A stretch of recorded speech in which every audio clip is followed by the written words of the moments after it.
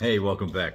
I thought we'd have a quick, nearly dropped the camera in case, quick look at MBT and see how the scenario is panning out. It's not good. Let's have a look. Let's come over here and switch sides. All right.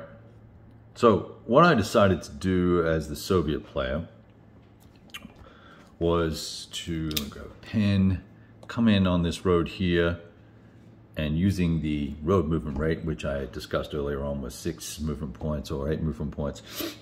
It's really 13, but nevertheless. Got up to here. There were a couple of hidden units, 1, 2, 3.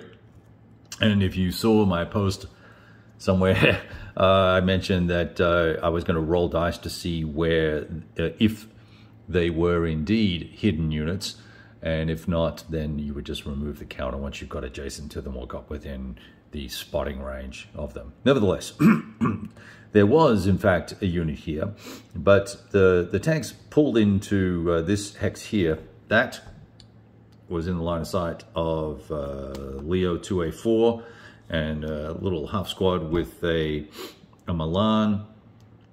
First shots were not particularly effective, but they managed to kill, knock out 1 unit. And then we rolled for initiative and started the second turn.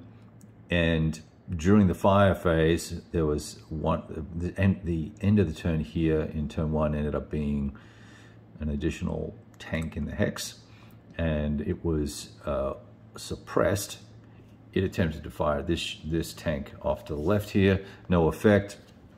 We had 3 tanks set up here, and I went through the exercise of trying to do shots on this Leo right here, and with that is when the reality of the armor differentials came to play. And I want to show you this because it's pretty interesting. And I'll also show you how, if you care, I don't know if you care or not, but I'll show you how I run combats to try and make them efficient as possible. The first, because there are a number of dice you kind of need to roll if you want to use all the rules and bits and pieces. So the first thing I do is I roll the hit, right? So low numbers are good. So let's say I roll a 21. I know that in the range, the band of ranges that we're working in, everything is either point blank or short range, that with all the modifiers and all that sort of stuff, a low number like 21 is going to be a hit 90% of the time, right? I'm just trying to rearrange some things here so I can show you the chart, because that might help. Let me just zoom out a little bit. I can bring it over here like this and zoom back in. You can see here with 0 mods, you have a point blank range from 1 to 90 will get you a hit, right?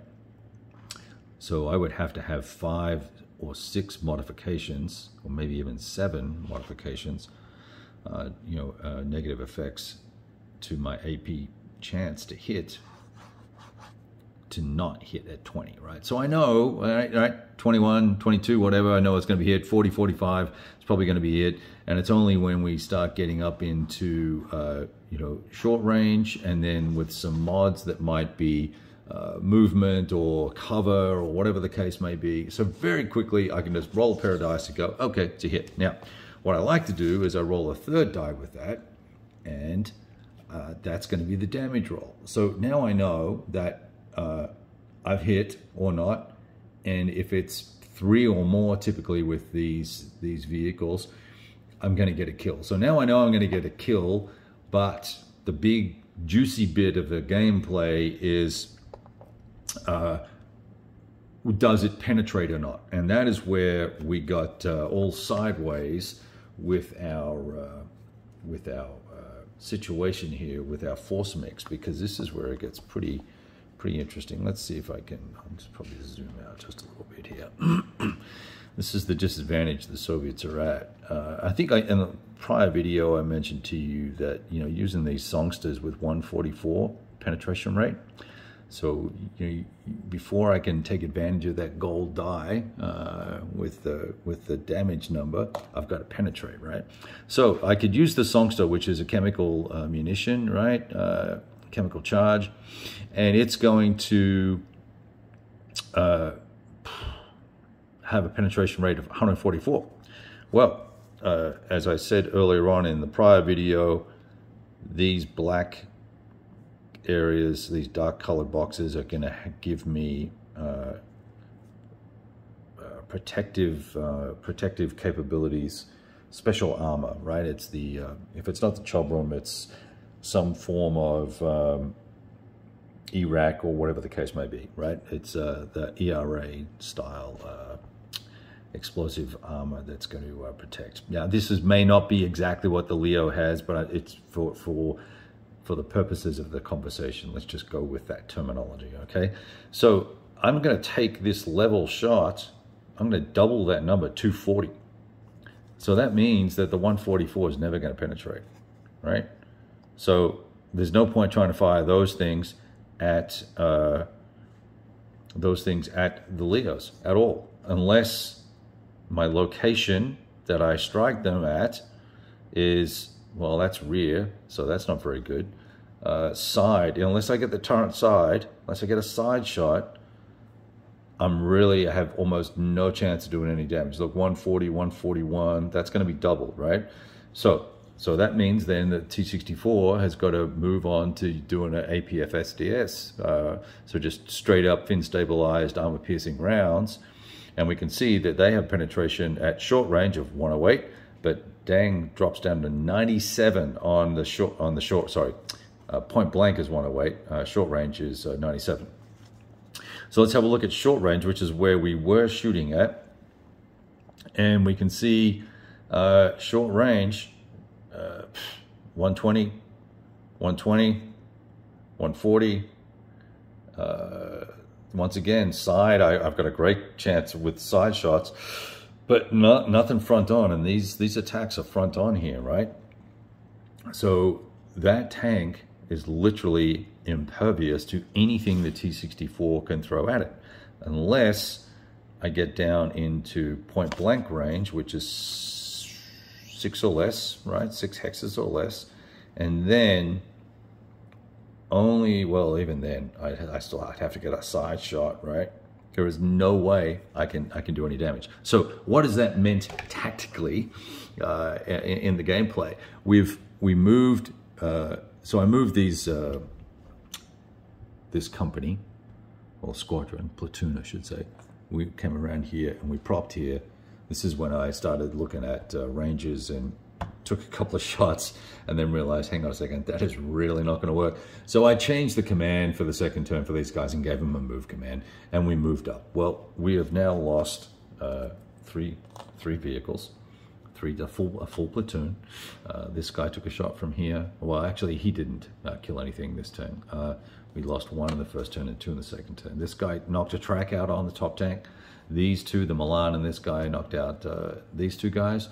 And so now we're down a full platoon already. It's turn 2 of 15, and I've got 2 more Leos closing in here. So I'm a little unclear, firstly, where the potential matchup, other than getting the side shots, is for these guys. It looks like it's going to be just a bloodbath. Even if I were to use the variable penetration, where I roll 2 dice and we add the results from the table to the amount of available penetration. Let's say it was, what did I say it was for the T-64? It was, where's the card? Where'd the card go? Here it is here. I said it was going to be 108 or 97 at short range. So even if I got the maximum, which I think is 6 or 8 or something like that, oh no, I can get more. I can get up to 18 potentially, but 18, so that would be, so at a point blank range, if I roll really well with the variable penetration, that's this table down here, which is kind of cool to do. but it only matters sometimes, right? Because clearly you roll the 2 dice and there's a chance of having positive numbers and negative numbers. So if I've got a penetration rate of 97, like I said, and if I rolled a 10 and a 9, I'd get to add 18 to that. But if I rolled a 1 and a 2, I'd be subtracting 18 from my penetration rate. So it's an interesting little extra bit of juiciness or detail if you want to do it. I kind of have a quick look at the table and see what the results are, and if it makes a difference, I'll use it. If it doesn't, I just ignore it. But even with those, it's very low probability of the T-64s doing any damage at all to these Leos. They're just tough. Now, I haven't even got these guys in hull down yet, which is the next thing they're going to do next turn 3. But, you know, maybe I won't. Maybe I'll just sit there. I could sit there out in the open and shoot these guys. That's how tough they are. I'm in the woods. I'm getting a -3 on this this to hit table here. So we're taking, you know, a 90% chance down to a 63% chance of hitting by being in the woods. Just the regular woods there, actually, not live woods. So I'm a little confused about this scenario and whether it was actually play tested or they thought it through, or am I doing something wrong? So if you've seen this, played this scenario, it's scenario number 13, I think. I would be very interested in your opinions on what's going on here. And what am I missing? Maybe I'm doing something wrong with the rules. Maybe I'm applying the LERA, you know, those block defenses wrong. A little bemused and befuddled by this because it looked like it would be a pretty cool scenario. And my first couple of combats have proven to be very one-sided here. Now, we did kill the squad here that ended up being here. They fired a Milan and missed, not a Milan, a Panzerfaust 44. They fired there, and then we blew it up with the 152mm high explosive mobile artillery unit or whatever it was. Just boom, thanks for playing. I was a little frustrated at that point, just rolled all the dice and killed that guy right here. Anyway, that's what's going on. I'm you know, we'll play a little bit more, but I'm definitely not going to do the whole 15 turns. This is going to turn into a bloodbath. And I'm not interested in just seeing whether I hit or not, right? Because if that's all it is, the luck of actually making the hit and you know and then doing damage, it's really not that interesting. I was looking for it to be a little closer match off. I mean, there's just no way the Soviets can do any damage at all to the enemy. So do you just drive through and just see how many guys get through? Kind of goofy. All right, later.